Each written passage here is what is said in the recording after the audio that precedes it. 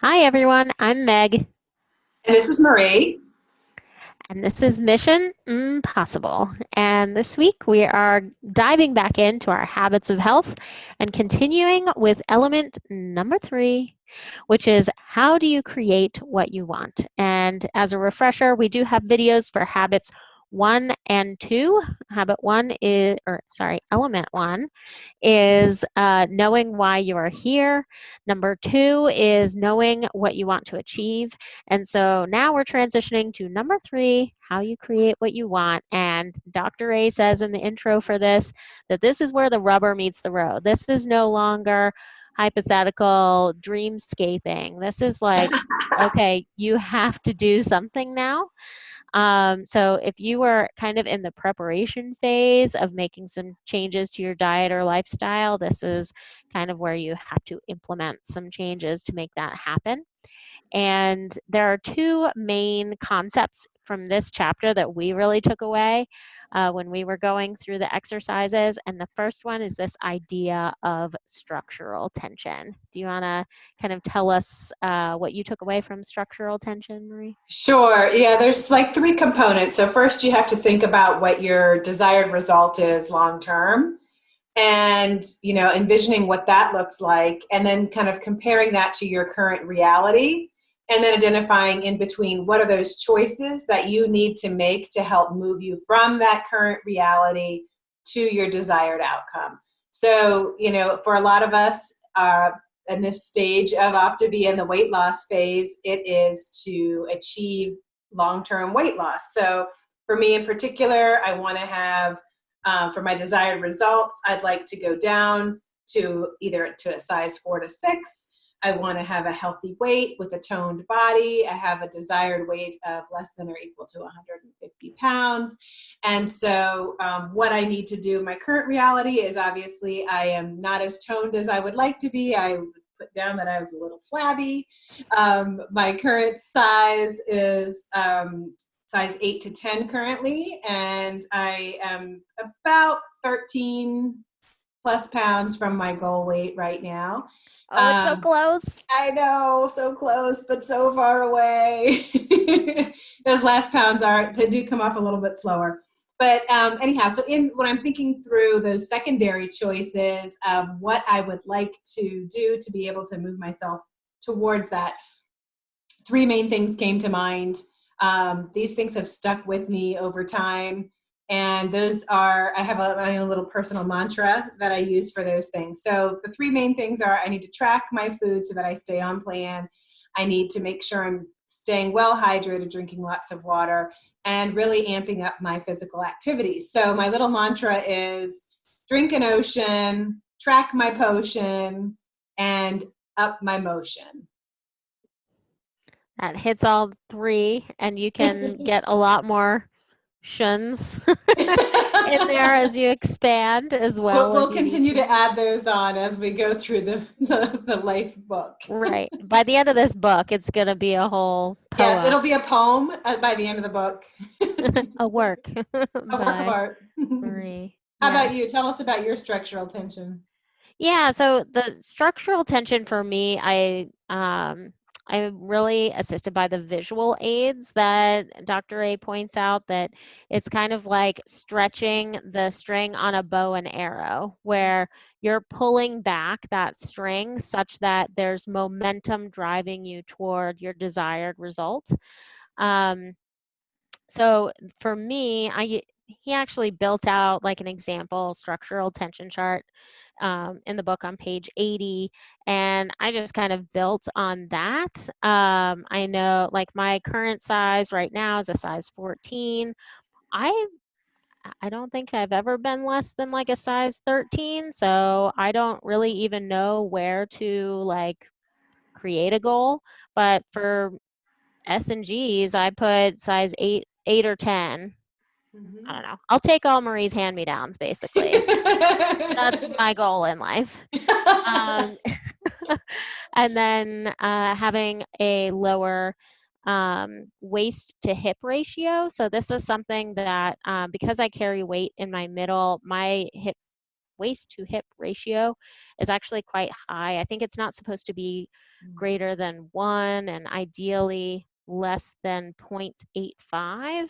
So I'm tracking that ratio over time as well. So there are different measures that like you could use. Right. That's a really good measure because that's not only an indicator of like weight, but also health in general. Because there are some people who are might consider in a healthy weight range, but if that ratio is off, it puts them at a greater health risk for other conditions.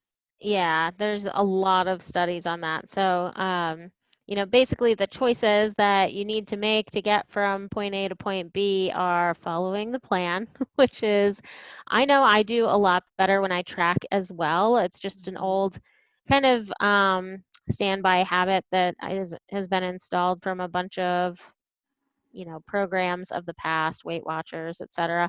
So I actually use my Fitness Pal now to track all my fuelings and food for the day, and that Mm-hmm. helps me just hone in on like the carbs and protein that I'm eating. So, Yeah. yeah, I don't have a great rhyme for mine, but I'll work on it as Okay. we progress here. Um, Anything else you want to say on structural tension? No, I think, in terms of thinking about the next piece of that, it moves right into um, what does it move right into? It goes into the habit loop, which he kind of expands on the habit loop, and goes from just the simple like cue, routine, reward, and talks more about incorporating long-term rewards as well. Mm, So in that structural tension chart, the middle that's going to get you from point A to point B is building these habits.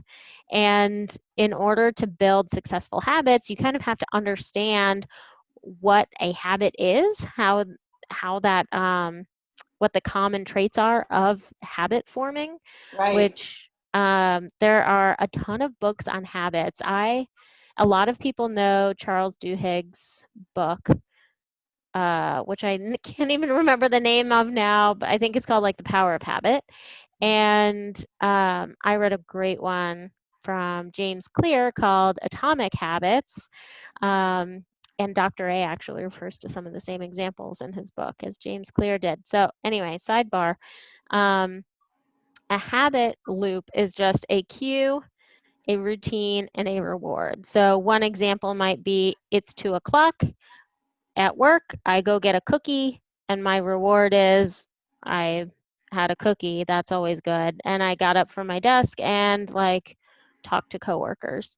So if you wanted to change that habit, you would have to kind of examine what is the reward and work backwards to other ways you could achieve that other than eating a cookie. Can you achieve that same positive feeling by going for a walk or calling a friend or looking at Twitter for 5 minutes? I don't know. Yeah. One of the things I really liked that he talks about is starting with an easy way to start to build some new habits is to find something that is kind of built into your day so that it's so easy, or not necessarily easy, but there's like not really a way that you can fail at it, so that you'll become unstoppable. And like when you start to have those micro habits instilled, that it helps you to build that momentum and have success upon success. And so you start to create all those micro habits that create big and transformational change in your life. And Yeah, so one of the ones, so that when you kind of break it down, he asks you to think of what is a cue that happens that you can then use that as a cue to start to do one of your new habits. So one of the ones that I really focused in on was that getting in motion and increasing my motion throughout the day. And so I used as my cue something that is completely unavoidable. Everybody has to use the bathroom during the day, and if you're drinking a lot of water like you should be, it'll definitely be a frequent visit. So what I did was I have used going to the bathroom as my cue, and that means that I then need to take the stairs. So instead of going to the bathroom that is on my office floor, I will go up and down a flight of stairs and use the restroom on a different floor. He also talks about like how that can start to not only build that first habit, but you can also kind of build in, like, if you really want to take it to the next level, like how you can even push yourself to do more. So like if it's a really good bathroom trip, I'll go up and all the way up to the third floor, up to the rooftop stairs, back down all the way down to the to the parking garage, and then back up to my second floor office. But if I don't have a whole lot of time, I'm just doing the one flight up and down. Yeah, I will. So I didn't use trips to the bathroom because sometimes I find myself somewhat time limited in Right. getting to the restroom.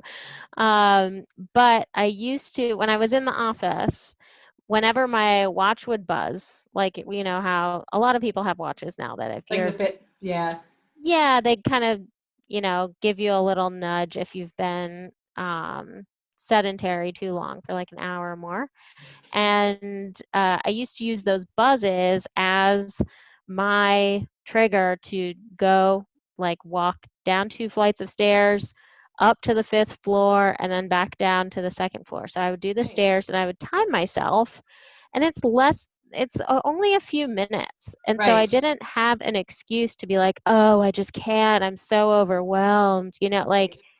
We all have time to do, you know, 2 to 4 minutes of something Right. um, every hour or two. So now that I'm not in the office, I don't have that same trigger, but I like the fact that you use that common and daily and unavoidable occurrence to trigger a new habit is I so can't cool. fail.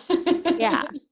Yeah. And and this and is, it asks what the instant reward is. So that habit loop goes from the cue. No, okay, I know that sounds silly, but I know what you were thinking. I saw you start to laugh. No, you have the cue, the habit that you're trying to instill, and then what is that instant reward? And it is not going to the bathroom, okay? The instant reward is I actually get an energy boost. So like when I go back, it's not just a quick trip to the bathroom. Like I feel more productive. I may have invested just a couple of minutes to do the stairs, but I'm more productive and more able to focus and concentrate when I come back. So it's good all around. very cool. And then if you added on that next segment that Dr. A talks about on 98, page 98, um, where you're taking it from that instant reward to the long-term reward, which you kind of did there, being able to realize some benefits in terms of your kind of mental readiness and focus and things like that. But that will also just support your long-term goal. Right. Uh, So like, I'm getting more activity in throughout the day. I'm meeting my step and stair goals more frequently than I was before. So it's definitely a win-win. awesome. How So about yours? What did you use? mine was waking up. So one of the, I realized one of the issues or one of the habits I had a really hard time developing was eating first thing in the morning. So that is one of the things Dr. A talks about, eating within the first 30 to 60 minutes after you wake up to kind of start your metabolic engine. And I wasn't doing that. And part of it was my mindset to say, like, if I wait longer in the morning, then I have like fewer hours between fuelings once I do start, if Right. that I makes get you. sense. No, I totally get you. Kind of like It's saving all it up for later. Yeah, it's all a game, actually. Yeah. Um, and so I used the trigger of getting up and walking my dog in the morning and just saying, like, my dog wants to eat immediately. So, um, so I have him as my kind of external trigger to start this habit loop that we get up, go for a walk, come back, feed the dog. When he's eating, I'm eating. Rocco! Yes, exactly. So when Rocco eats, I eat. And that's how we start our morning together as our little routine. Very nice. Very nice. And then how does that connect to what's the immediate reward for you? And then what's the long-term reward? I mean, the immediate reward I actually wrote in here. I'm satisfied, and I also get to start the clock to get to my next fueling. The sooner you start eating, the sooner you leave bed. Yeah, apparently the dog's not the only one that's food driven in this house. But I also get better quality sleep and through this cycle because I kind of had to back up 3 habits and kind of start installing a completely new habit so I don't get up and kind of dilly dally. Billy. Uh, dallying, dawdling in the morning, which was a real problem for me. So I changed some other habits as well that are going to result in better sleep and ultimately contribute to successful weight management as well. Excellent. So that's habit 3. It's actually a little bit longer to get through in the book. It's, 25 pages, whereas the first couple are more like, 10 pages. So it's a little bit longer of a commitment to read and start doing the exercises because, as he says, it's not just kind of thinking and writing things down. It's more like committing to making a change. And, um, we still on the calls that we have between us and mom each week about the habits of health, we do check in on this and Yes. see how each of us are doing. So it's one way, and this is what Dr. A talks about, is like you start small and there's an aggregation of small changes that happens over time that compounds to have great effects. So it's pretty exciting to start having the rubber meet the road. It definitely is.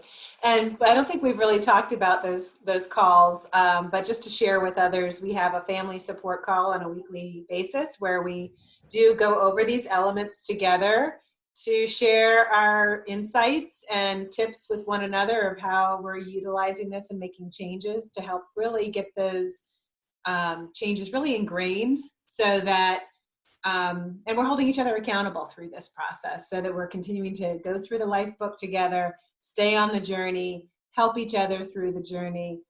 And that really goes into a future habit that we'll be talking about in regards to making sure that you really have that support and community network to provide that environment that's going to bring you a lot of success on this journey. So we'll get to that next time.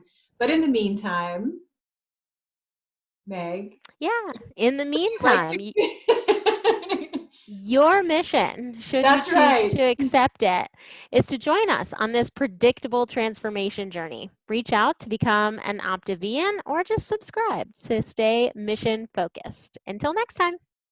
Bye.